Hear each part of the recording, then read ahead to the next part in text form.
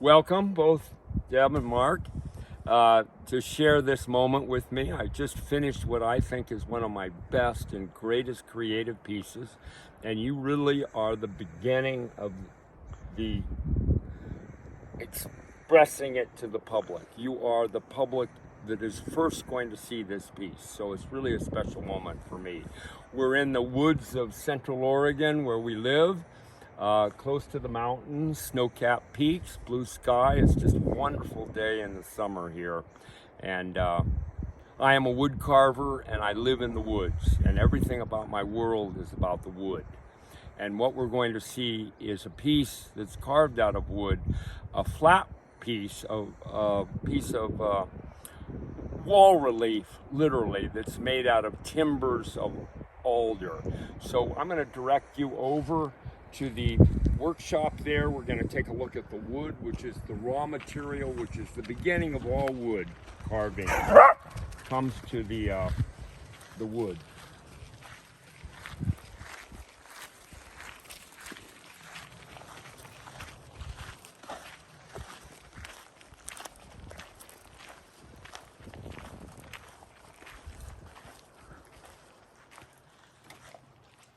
So it's always great to know where a piece of art comes from. And the piece you're going to see comes out of this stock material. This is alder, Oregon alder. It comes right on the west side of the Cascades, not more than 30 miles away. It's growing as a tree, and then I take it and get it milled up into these cants, these timbers. And then from these timbers, I let them dry and, do their thing. And then we come and plane them, put them together, glue them up, and basically create my canvas. This is different from taking a log and creating a three-dimensional sculpture. This is creating a canvas that goes on the wall and carving it into an image that you've already decided where and what it's going to be. So this is our beginning. This is the canvas creation. And then come see where it goes to. You'll be really impressed, I'm sure. I'm impressed.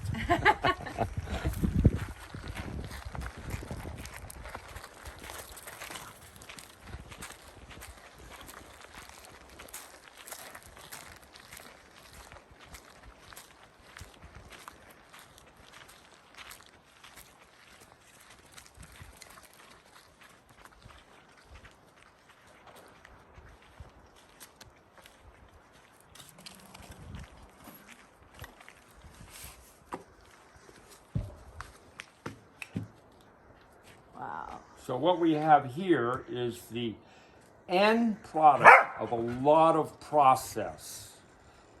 Starting with those beams that we just saw, glued together to create the shape that this particular piece has and exhibits. Now, I already knew where I was going to go with this piece, so I was able to build the canvas accordingly. And what this represents is, normally my wall murals are an exercise in distance. You create a foreground, a middle ground, and a background, and it's all in terms of physical distance.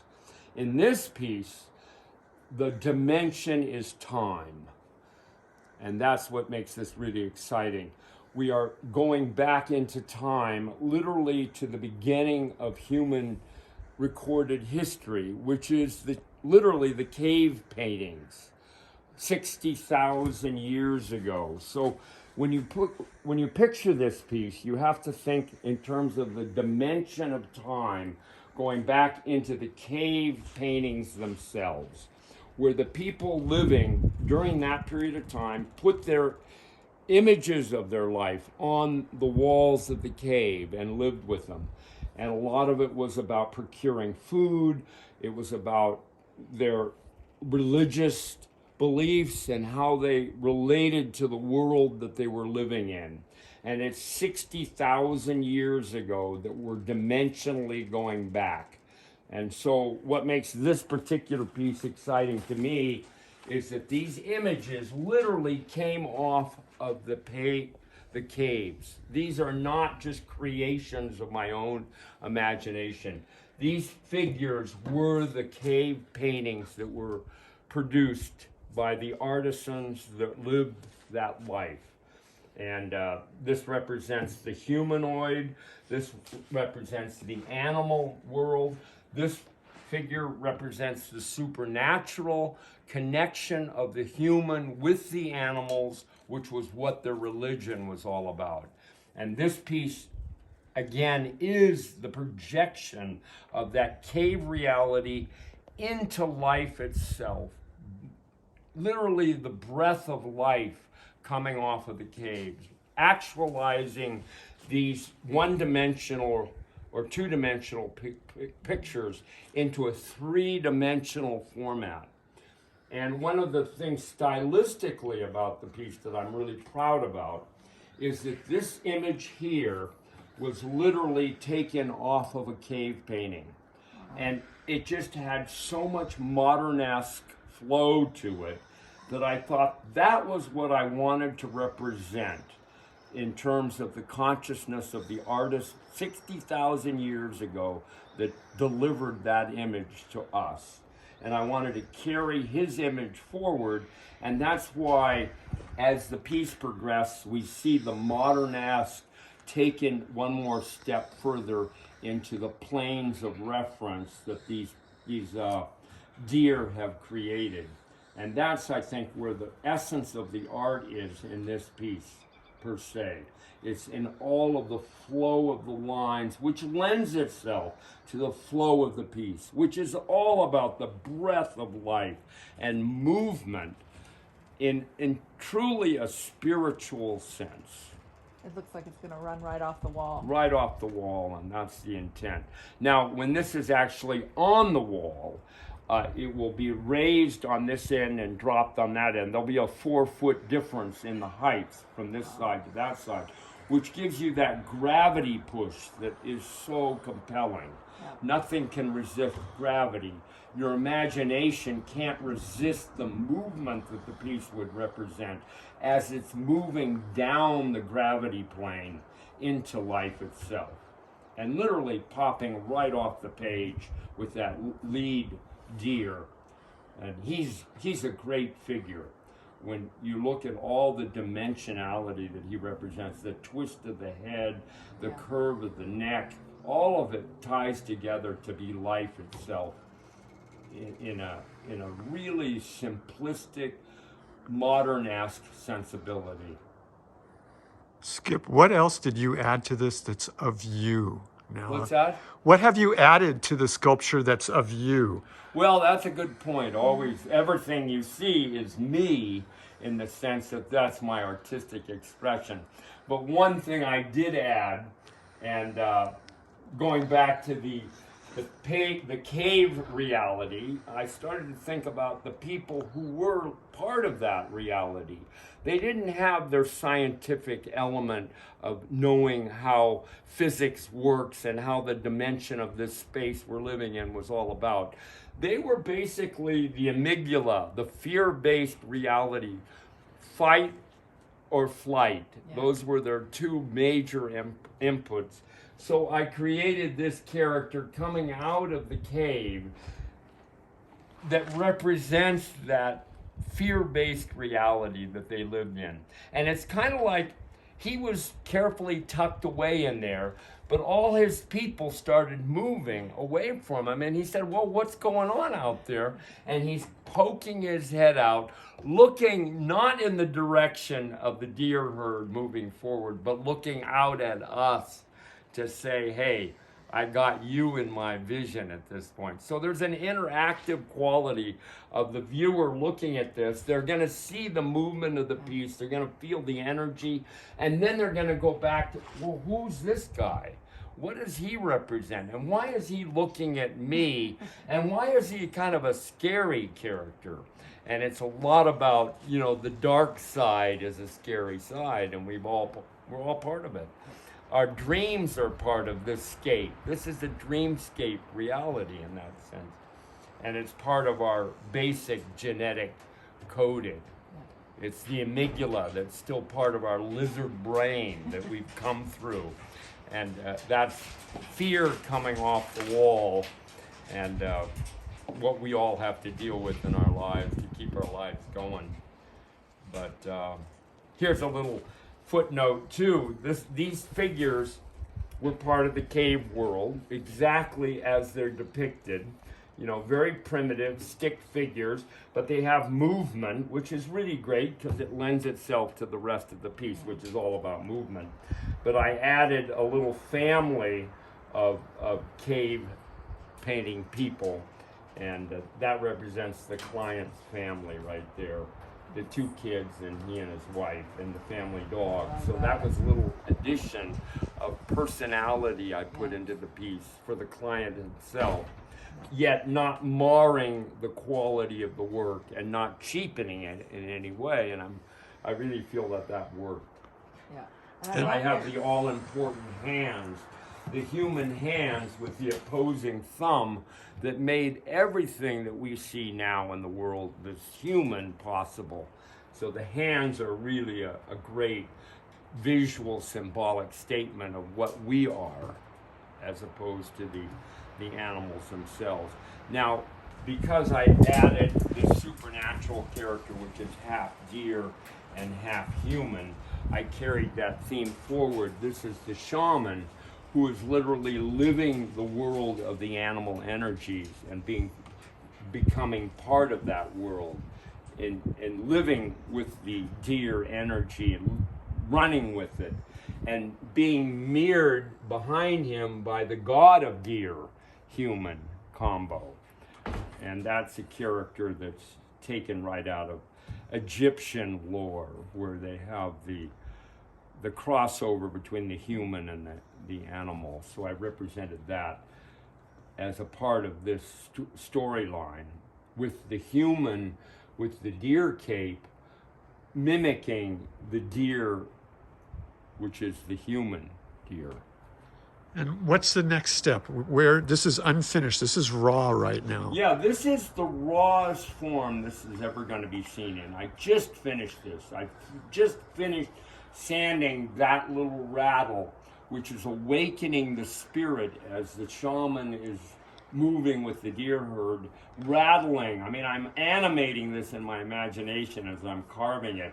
So I just finished that little rattle, sanded it out, looked over the whole piece. My eye going over the piece sees no flaws at this point, and so I know I can rest and feel the piece is done. And it's done in the raw form of the wood before any oil is on it. And there's a quality of this that will never be seen again, and it's that, you know, translucent opaqueness that I've seen only in white marble sculptures that I witnessed in Florence, you know, part of that Renaissance era when they carved so well with marble. And this piece now has that quality to it, I feel. And it's a sad reality about wood that it needs to be sealed, but it does, and you cannot keep it in its raw form. But just to see it now, there's something fresh and naked about it. And it's a quality that I love in wood carving particularly.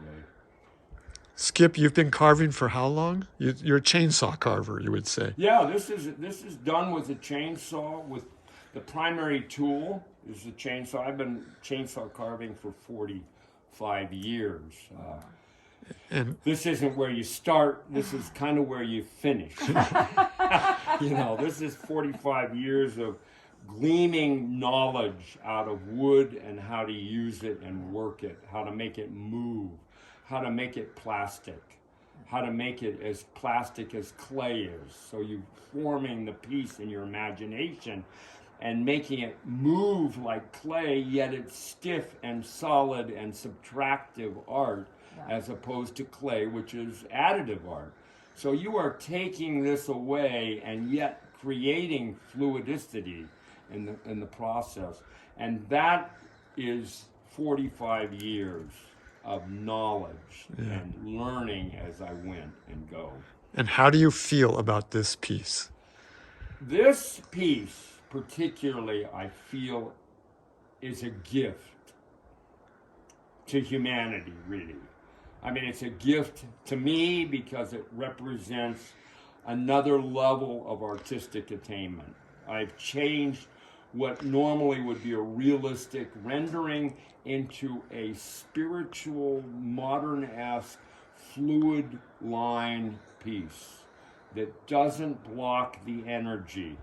The energy is in the lines and the flow of the piece. So it represents really the highest attainment I've made so far in my whole career. And in that sense, I'm real proud of it.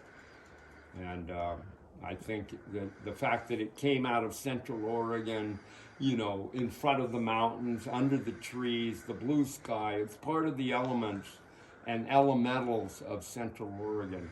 Not only in the fact that the wood is Oregonian, I'm an Oregonian, it's created in this space, and it's a space that connects you to the past as well as the future. And it's nature in its greatest sense.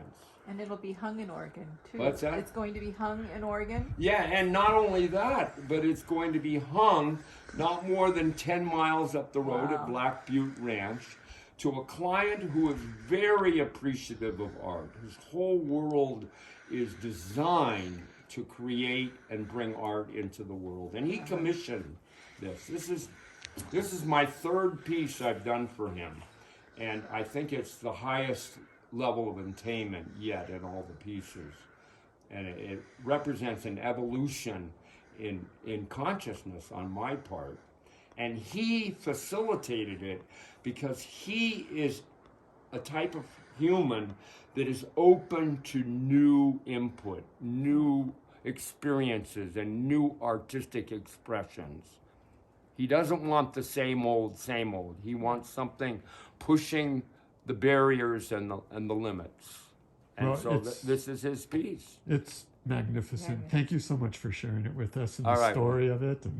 And we look forward to seeing it in its finished phase. All right. I have a question. I noticed that you've carved some antlers, and it looks like you've carved real antlers as well. Is my eye seeing that correctly? Yeah, that's right. That's right, Deb. You've seen it correctly. We do, I mean, these antlers back here are carved into the piece itself, mostly because I could do it, you know? Yeah. And those particular antlers, being elk antlers, are also the image that came off the cave wall, and those had to be carved. But as the image moves forward into life, there was a sense of I could carve those antlers, but why not tie it into the real animal itself to give a little more authenticity to the reality we're playing with? But instead of just using real antlers, we used the antlers as the base and then carved our fluid lines into them so that the antlers and the design of the piece all blend together. And it's all about clutter-free movement of energy, and the carving of the antlers really did create that. It creates a congruency. Yeah. Wonderful. Exactly. Thank you for sharing. Congruency. A great word.